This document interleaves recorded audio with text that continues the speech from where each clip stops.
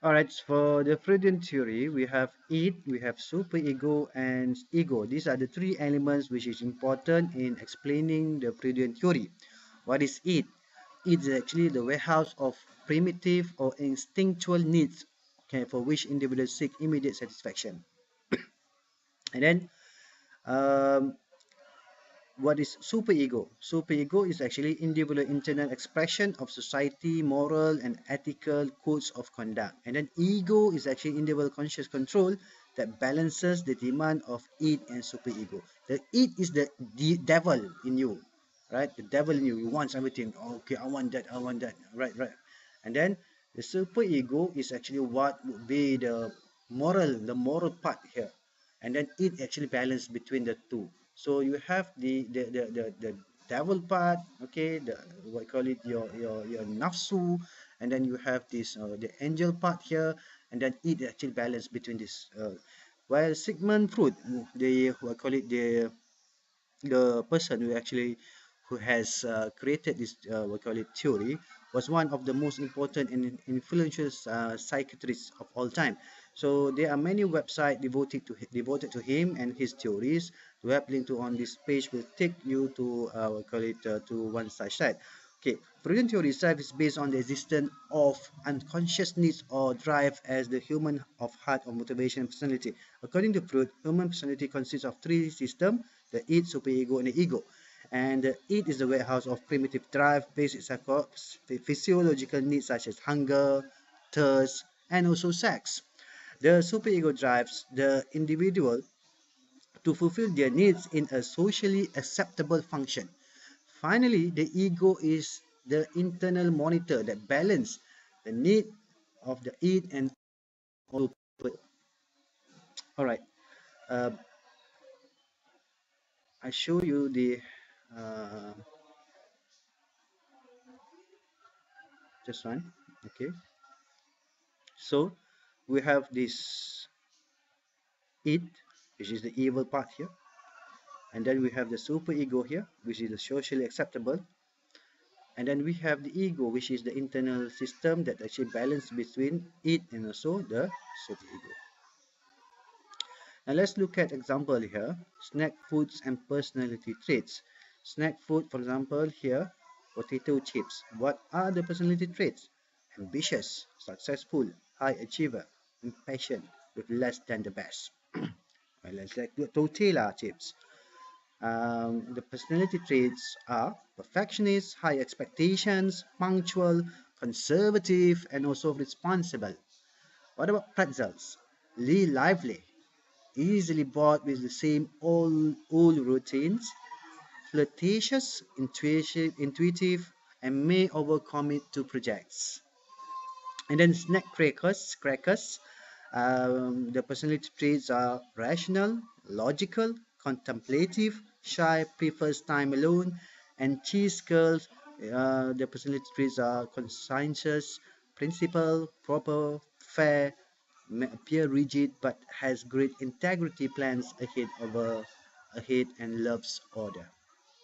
All right, that is actually example. Okay, you can see that even when you are actually buying chips, all right, so it actually has some different personalities for consumers. um, and also if you look at the example for the Malaysian, we call it snacks, probably you can see actually you can derive some reflection of the consumer's personality. Basically, what you can do actually, you can actually make a survey. Probably you can ask a survey to maybe 1,000 consumers, and then you can examine the link between the snack food preferences or perception and their personality types. Now, this is one example that the marketer should do. Let's say we have Mami, we have Twisties, we have I call it. So there are so many chips here in Malaysia. Then we can actually ask them, and then we can ask them and see what are their personalities. So it can be it can be done. All right, and now let's look at one advertisement here. Okay. advertisement. All right, so okay, all right. Now, if you look at this advertisement, okay, what do you think? What do you think? How this marketing message apply to the notion of it? Okay, it. Okay, your inner it, your inner what you call it, your uh, berkatakan syahwat itu, you punya tu. Okay, apa dia? It captures some of the mystery and the excitement associated with the forces of primitive drives. So you look at this, actually this is Godiva chocolate. But why actually Godiva chocolate have to do with this woman, this appeal? This actually the Freudian theory is looking at whenever there is inner what call it needs where some of these thirst, okay, you have your psychological, your biological needs, for example, sex and all that. So basically, uh, consumers, marketers, or use okay, sex appeals to actually to sell their products. Now let's look at the second one, the second theory, which is the Neo-Freudian personality theory. Now this is actually look at the social relationship, which is fundamental, very important to the personality traits. For example, okay, Alfred Adler, not Alfred Adley, all right, style of mention of the style of life, and then when we have feeling of inferiority, and then Harry Stax Sullivan, okay, we establish relationship with others to reduce tension. So you try to connect yourself to someone else because you want to reduce tension. And then Karen Horney, okay, Karen Horney, okay, three personality groups, all right. Basically, it says it's compliant, okay, whereby you move toward others, then you can sometimes you become aggressive, which is you move against others, or maybe you become detached, you move away from others, right? So basically, these are the three types of what we call it. Uh, we call it the new Freudian personality theory. Um, now, as opposed to the Freud theory, which were based heavily on the development, new Freudians are concerned with the social relationships. Now, these relationships are formed to reduce the feeling of what I call it inferiority or tension, such as been mentioned by Alfred Adler. Right. Furthermore, people can be classified as to how they interact with others. Right. Now, are they compliant? Are they very aggressive? Are they detached to the others?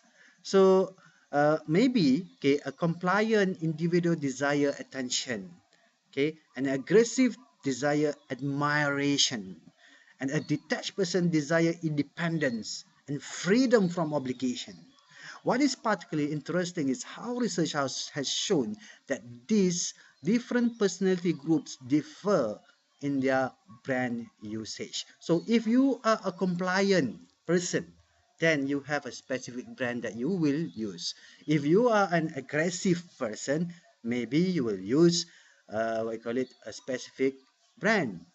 And also, if you are a detached person, then you will use a specific brand that reflect your personality. This is the new Freudian personality theory, which is a bit different compared to Freudian theory itself. And let's look at one example of this. We call it advertisement, right? So hold on for a while. Okay,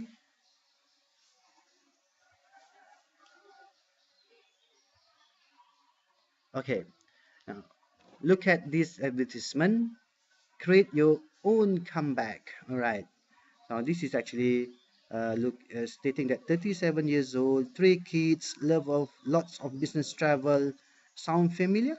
Okay, okay. Lance is a by to athlete. Okay, a busy athlete, and so are you. Now, through our create your own comeback promotion, you can take advantage of a special package of training tools, the same one Lance relies on, including coaching, okay, camps, testing, and cutting edge technology. Okay, this is actually chemical training. Uh, so basically, it provides service to the consumers who wants to become an athlete, and then want to become an athlete who is like Lance, 37 years old, three kids, a lot of busy business travel, and so on. So, oh, so what do you think? Because it consumers seeks to excel and achieve recognition. Okay. All right.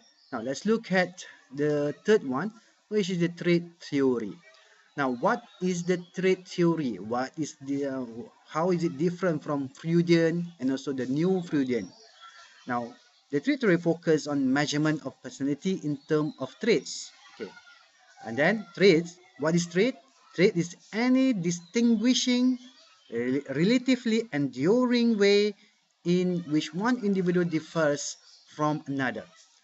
Okay, personality is linked to broad product categories and not specific brand. Okay, let's look at example here.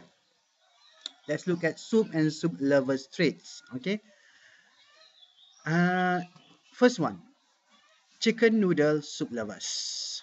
Watch a lot of TV, family oriented, have a great sense of humor, outgoing and loyal, like daytime talk shows, and most likely to go to church. And look at tomato soup lovers, passionate about reading, love pets, like meeting people for coffee, aren't usually the life of the party. Are not usually the life of the party. So this is a bit different as compared to the first one, which is chicken noodle soup. And you look at the vegetable, mind soup lovers enjoy the outdoors. Okay, vegetable. Usually game for trying new things. Okay, spend more money than any other group dining in fancy restaurants, likely to be physically fit, and gardening is often a favorite hobby. Now, you look at these three type of we call it soups. There are three group of people who have different traits, right? Chicken noodle, family oriented. Tomato soup lovers, more likely meeting or more like we call it pets, love pets, and then reading. And then for the vegetable mind soup are more outdoor, more physically fit, willing to spend more money in a fancy restaurant and so on. So this is how actually the trade actually differs from one product to another. And let's look at personality and understanding consumer behavior. Now these are the we call it the seven, okay, types, which is we have consumer innovativeness, dogmatism, social character, needs for uniqueness, optimal stimulation level, sensation seeking, and variety novelty seeking. We continue on the presentation in a few minutes time.